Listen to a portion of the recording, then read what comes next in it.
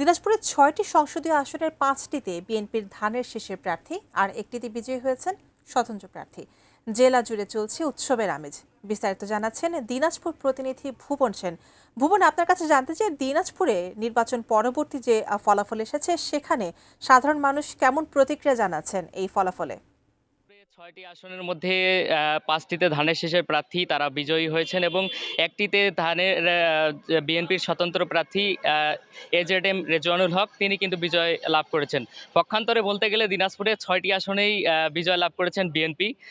আমি দেখেছি কালকে রাতের পর থেকে যে আনন্দ মিছিল র্যালি বিএনপি নেতাকর্মী সমর্থকরা তারা কিন্তু করেছেন এবং আপনাকে যদি একটি বিষয় জানিয়ে রাখি, দিনাজপুরের ৬টি আসনের মধ্যে দিনাজপুর ১ আসনে যেটি বিএনপির ধানের শীষের প্রার্থী মঞ্জুরুল ইসলাম তিনি কিন্তু পেয়েছেন ১,৭৯,৩১৪ ভোট এবং তার নিকটতম প্রতিদ্বন্দ্বী জামাতের প্রার্থী তিনি পেয়েছেন ১,১৭,৪৮১ ভোট এবং দিনাজপুর ২ আসনে সেখানে বিএনপির প্রার্থী সাদিক রিয়াজ তিনি পেয়েছেন ১,৩৯,৬২২ এবং জামায়াতের প্রার্থী ১,০৪,৮৮৭ এবং দিনাজপুর ৩ আসনে এই দিনাজপুর সদর ৩ আসন কিন্তু একটি আলোচিত আসন। এখানে বিএনপির যে প্রয়াত চেয়ারপারসন বেগম খালেদা জিয়া তার পক্ষ থেকে কিন্তু নেতাকর্মীরা মনোনয়ন ফর্ম তুলেছিলেন। কি বুঝলেন ভাই?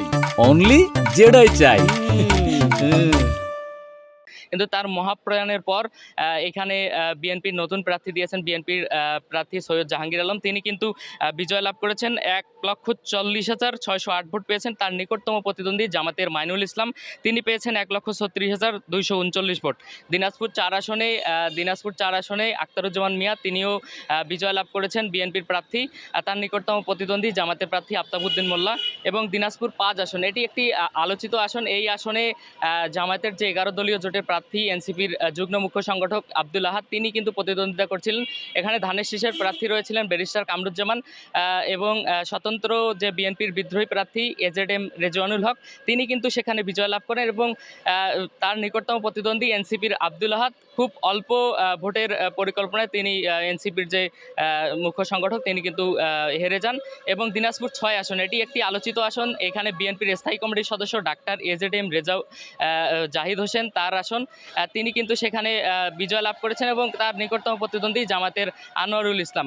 আপনাকে যদি দিনাজপুরের কথা একটু জানিয়ে রাখি, দিনাজপুরের এই সদর ৩ আসনে কিন্তু বিএনপির চেয়ারপারসন এবং বিএনপির সাবেক ৩বারের প্রধানমন্ত্রী বেগম খালেদা জিয়ার বড় বোন এই আসন থেকে নির্বাচন করেছিলেন এবং তিনি নারী ও শিশু বিষয়ক মন্ত্রণালয়ের দায়িত্ব পালন করেছেন। সেই সময় কিন্তু ব্যাপক উন্নয়ন সাধিত হয়েছে।